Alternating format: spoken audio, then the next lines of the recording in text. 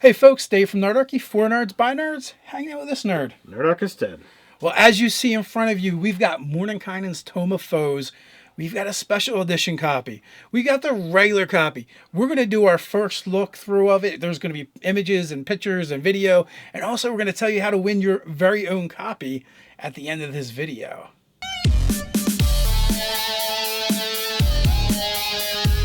Jump down in the description below where you can sign up for Nerdarchy, the newsletter, get weekly gaming tips, as well as learn how to game with Nerdarchy. Also, hang out to the end of this video where we're going to tell you how to enter a contest to win your own copy of Mordenkainen'S Tome of Foes. We actually don't know how many we're giving away yet. We're giving away at least one special edition and at least one regular edition of it, but we may give away up to 5 copies. We're not entirely sure, and we don't really know what the mix is going to be. There's going to be a ton of different ways for you to enter the contest, and we're going to tell you about that at the end. With that, throughout this video, you're going to see screenshots, maybe some video where we roll over different parts of the book. But for now, we're just going to jump into it and kind of talk about what's in the book. There are 6 chapters, 5 of which each represents a different race. Or race combination. Or race combination, as the case may be. Poor gnomes and halflings. And then there's 140 new monsters in this book. Wow, let's be clear. 140 monster stat blocks. Some things we've seen before. You know, it's a little bit of a repeat. Some things from earlier editions. But 140 stat blocks, pretty nice. So we're going to dive in. We're going to give our first impressions. And I'll tell you what's there. So what do we got first, Dave? So the chapter 1 is the Blood War, right? And, well, that's what you expect. This is going to be about demons. It's going to be about devils.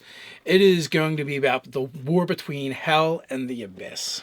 Before we dive in there, do we want to read the disclaimer? Oh, always. All right, so we asked Mordenkainen, depending upon how you want to pronounce it, to write a humorous disclaimer for this book, and we got this response. The day I start writing frivolous disclaimers for game manuals, particularly one riddled with text stolen from my notes, is the day I retire from wizardry and abandon all self-respect. A little bit on the crotchety side. He's like the grognard of wizards, I would say. So, diving into the Blood War now, we're going to get,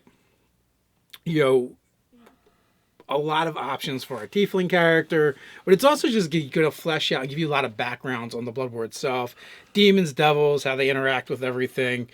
You get quite a few pages of it. You get 30 pages just on the Blood War for you to dig into. One of the great things that this book offers up, there's a lot of tables for, rolling things, whether it be things that you're going to add to your monsters, things that you're going to add as player options, bonds, flaws, that kind of stuff. I really dig those extra options, especially for players who aren't used to just coming up with things on the fly. It's a really good way to help make your character and make it better. Yeah, I mean, this book is probably almost like 80% geared towards the GM. You get, let's see, you don't get into the bestiary until page 115 out of like 153-ish, 253-ish pages. Mm-hmm. But that being said, even a lot of the stuff in the other sections are going to be like lore that the GM's going to use. But there is some sections like the elves and the dwarves, halflings and gnomes that are very player-centric, as well as, if you're playing a Gith, knowing about the Endless War might be your bag of tea as well. So, even in the Blood War, you got demonic boons, demonic cambions. So there's a lot of ways to customize your demons, your devils, as well as your demon and devil cults that you can draw from. And we've seen some of this stuff in the UA. So we just got it. So we don't know if it's word for word verbatim or whether they're going to be, some tweaks and some changes from that initial content. Yeah, so some of the stuff, as I said, you can bolster monsters. If you have monsters that are serving demon lords or devil lords, as the case may be, there are bonuses and boons that you can grant them. Essentially, it's like a feat, and it offers them new powers, some possible stat increases. So it's pretty nice. Now, chapter 2 is all about elves, a race divided. So that's basically the split between the Drow and everybody else. We have the Living Reverie, Elven Outlook, Elves and Magic. We have the Eladrin and the Feywild. We also get the Nerdarchy in here, which in 5e they really changed it. I don't know if they made this change in 4e or not, but they used to be their own race and be separate from the elves. Now they're part of the elves. Part and parcel of that Fey origin. So from that, you're going to get the sub races that we saw in Unearthed Arcana. The Nerdarchy themselves.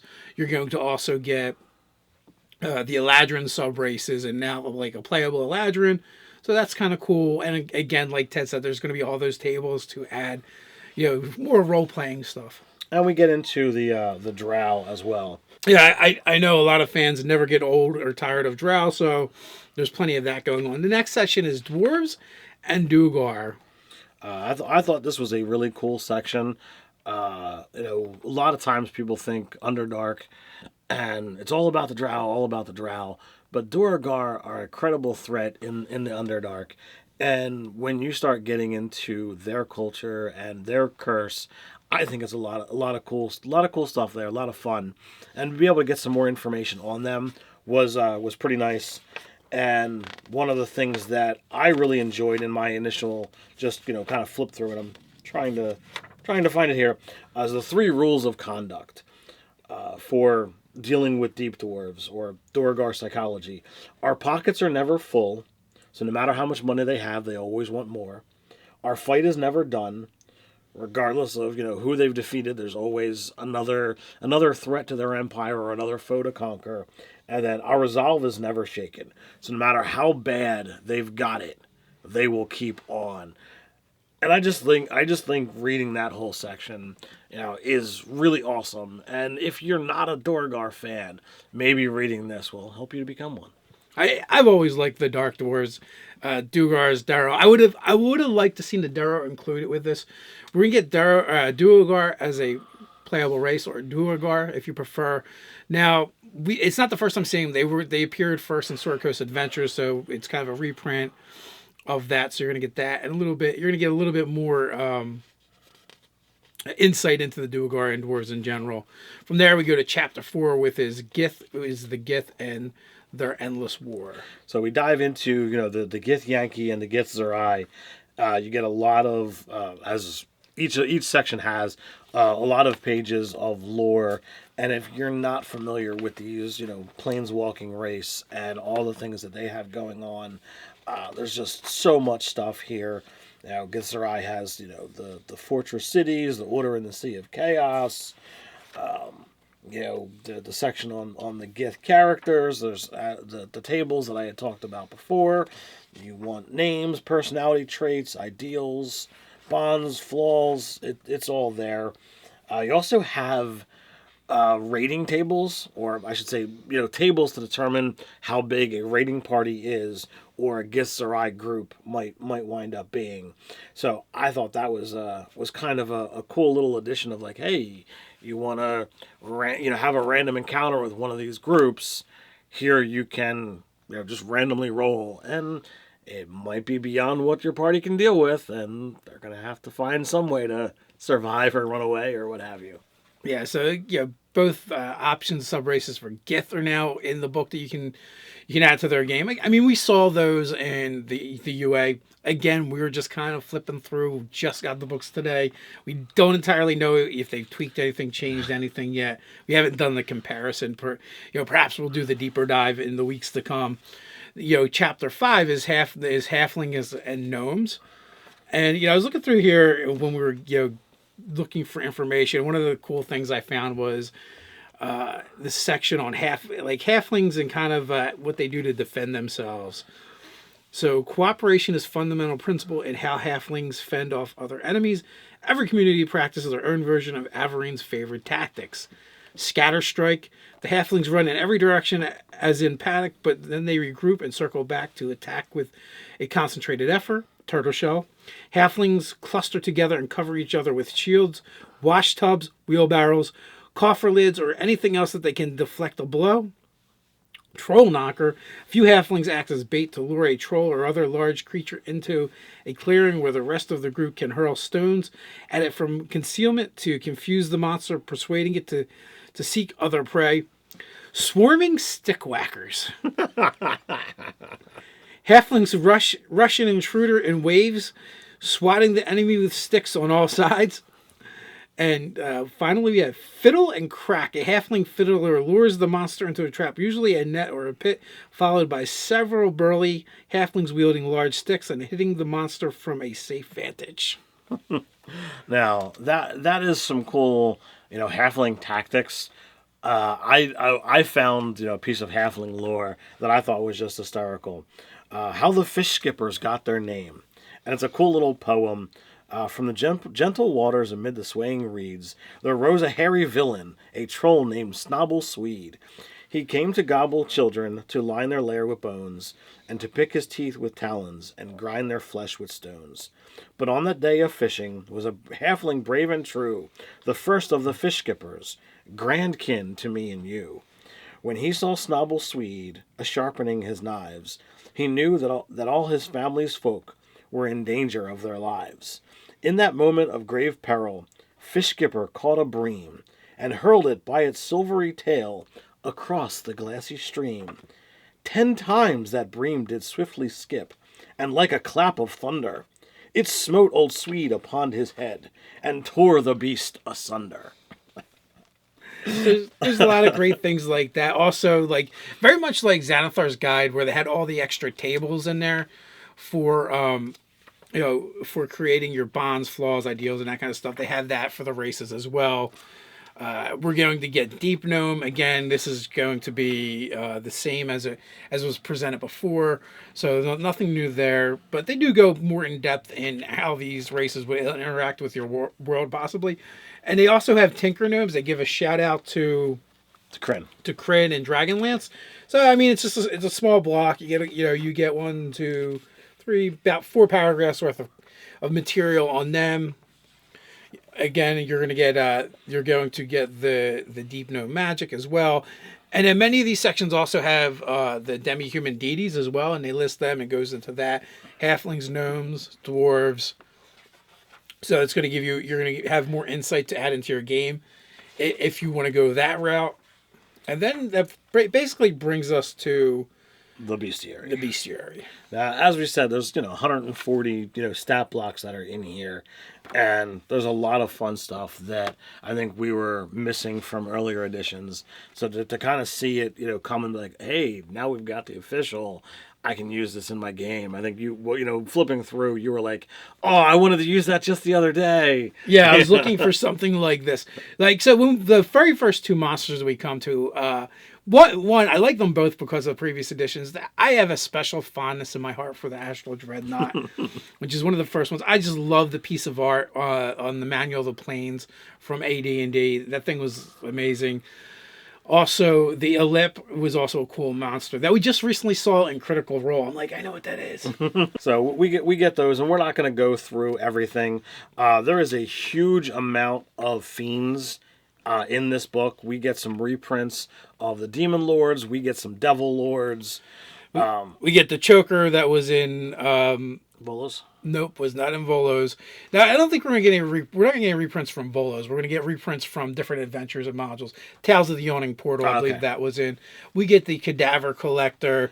We get some really cool constructs and clockwork creatures like the Iron Cobra, which existed from AD&D, as well as the Oaken Bolter, which is like the animated ballista, which was in previous editions, which is always like a fun type monster. Yeah, the Stone Defender, and I have to say I really like the artwork on that one. It's a medium construct, but when I look at the picture, I just assume it's size small. I don't know why. Because it looks squat in the picture. Yeah, that is one of the things. There is a lot of really great art in this book that they killed it when it comes to the art. Ted had mentioned you're getting a bunch of fiends, and that is the truth. Some of the ones that maybe you were expecting in the other books that we didn't get are now here. Again, lots of fantastic art. We have a couple of double page spreads. We get all the Demon Lords that we had gotten in Out of the Abyss, so they're compiled here for you. Yeah, we see Baphomet and Demigorgon, Fraz Urblu, Gratz, Jubilix, we've seen these guys before, Orcus, but like when you get further into the section, you're gonna wind up seeing that they've got the Devil Lords there as well, and it's like, ooh, you get Archdevils. We also get Darrow, which I think we also seen them in Out of the Abyss. From the Devils, we're also going to get the Bestiary.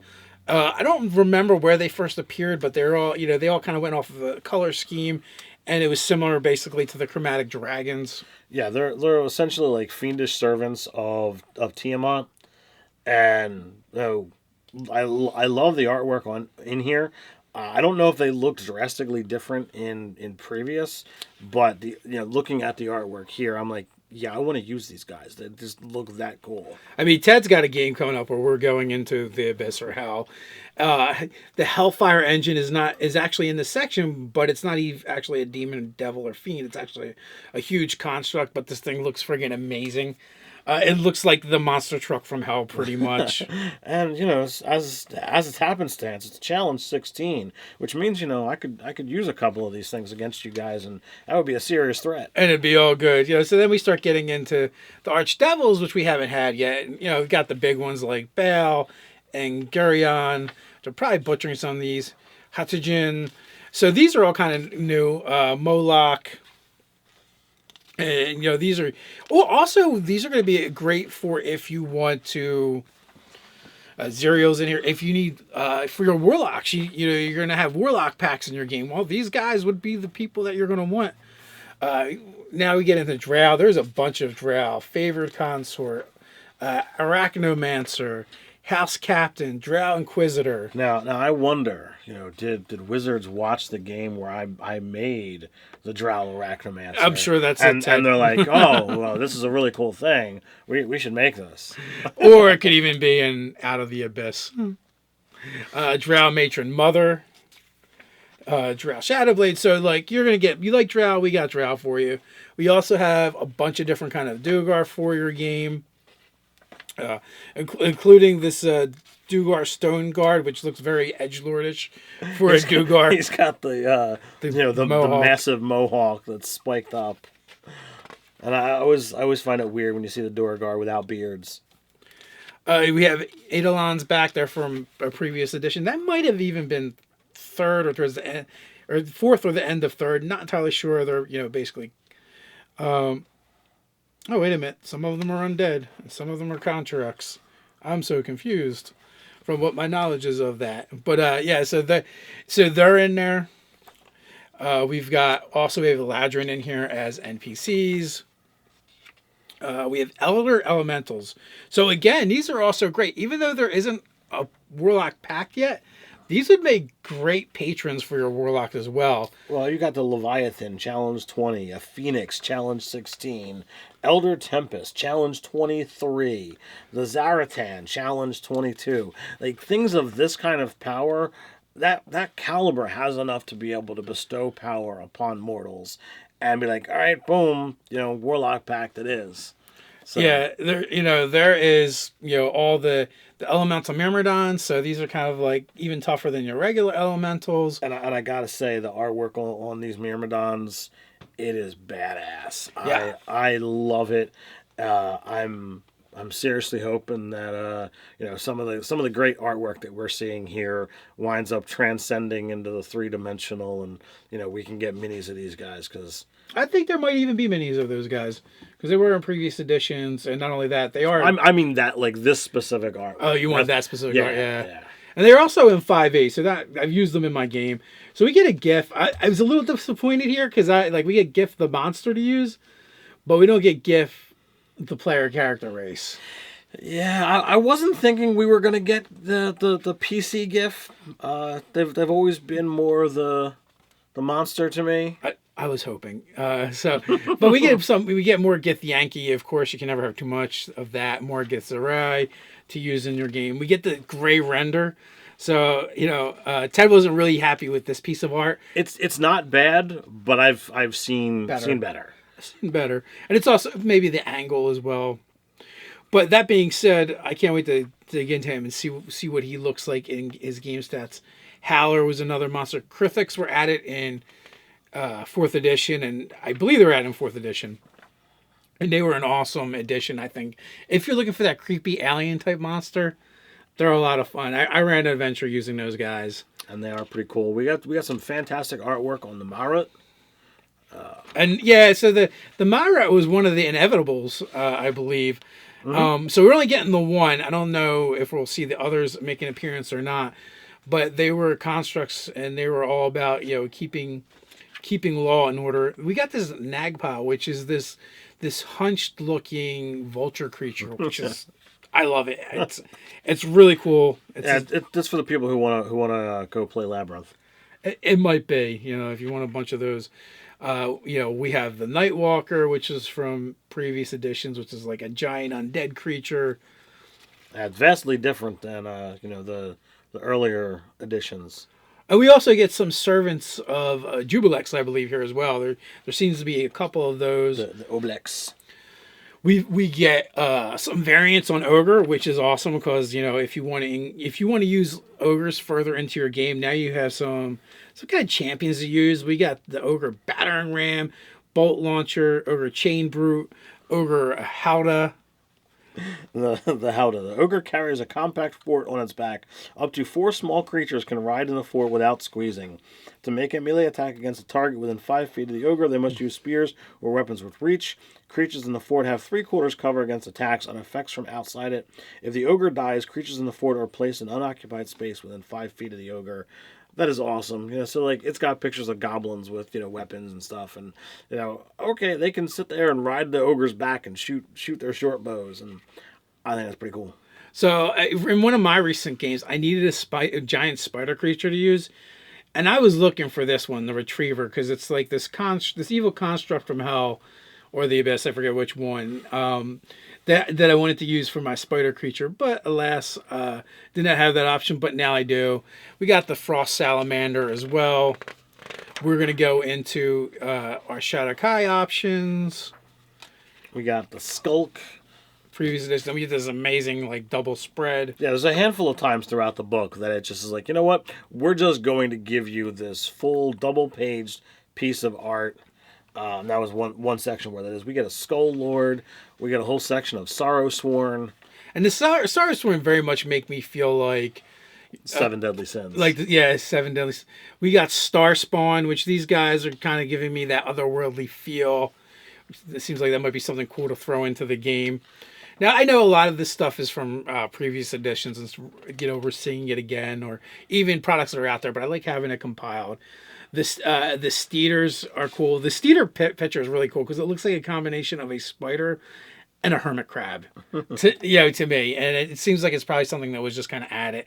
We got the Steel Predator. That thing is back, and that's from a previous edition. We get some more undead here at the back with Stone Cursed and Sword Wraith. We get turtles. And one of my favorite sections, we have a whole assortment of trolls. We've got a Dire Troll, which is a challenge 13. You got a Rot Troll, which is a 9. A Spirit Troll is an 11. The Venom Troll, which is a 7. It's like, yeah. Vampiric Mist, Counterloth. So now we're getting into Yugoloths, and we're gonna get some more of these guys in your game for an option. If you want a different kind of demon or devil. That isn't demon or devil. These guys kind of fit that role nicely. Yeah. They're like the mercenaries that go between. You got Dergaloths, you got Hydraloths, you got Marinoloth, you got Oinoloth. Yeah, and the artwork is great. And lastly the Yagnoloth. So that rounds out what's in there. Well, one more thing, I'd like to jump into the appendix real quick, just so you guys know and gals. We have stat blocks by creature type, could be useful. We've got stat blocks by challenge rating, and we have creatures by environments. Those are incredibly useful tables to have, so that it's like, oh, well, I'm going to be in here. Oh, this section, I can go to this. Oh, my players are such and such a level. That means I can use this range. So being able to go from those different options is always a fantastic thing to have. Absolutely. Now, as we said before, we're going to give you a way to win these books and possibly more. We are not even sure how many we're giving away yet. We know minimum of 2, 1 special cover, 1 regular cover, but possibly even more special cover and more regular covers. We're going to see as this goes on. So, even if you aren't the number 1 pick, you still have a chance to win. And you're going to do that by going down to the description, finding that Gleam link and clicking it. And there's going to be a bunch of different ways that you can enter this contest and have your chance to win Mordenkainen's Tome of Foes. With that, jump down to the comments and let us know what you think. Are you going to be using this in your game? Have you already got your copy? If not, there will probably also be a link down below to pre-order if you don't want to try your luck with the contest. But while you're down there, don't forget to like, share, and subscribe. You can check us out over on nerdarchy.com. So until next time, Stay nerdy.